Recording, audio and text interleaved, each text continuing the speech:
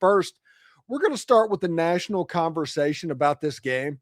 Analysts like J.D. Pickell and Paul Feinbaum, they've all lined up behind Georgia, and in this matchup seemingly brush aside what Ole Miss brings to the table as well. So the question becomes, why is their confidence level so high?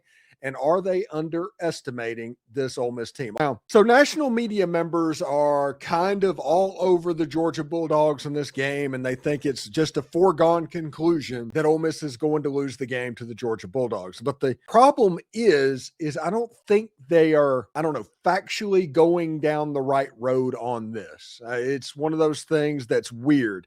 If you look at the actual line of the game as of late last week, Georgia's favored by 6.5 points, less than a touchdown. Fairly even game. When you look at win probabilities on FPI and other, it's Georgia having between a 55 and 60% chance to win. And just for everybody knowledge on this thing is that saying if they played 5 times, Georgia would be 3-2.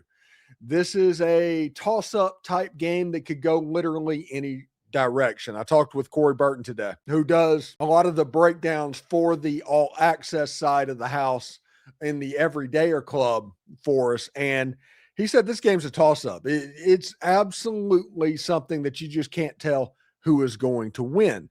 So why is J.D. Pickell? Why is Paul Feinbaum? Why are all these other analysts chiming in and just talking about this game like it's a foregone conclusion? But the problem is that they're not taking into account is Ole Miss has changed their defense.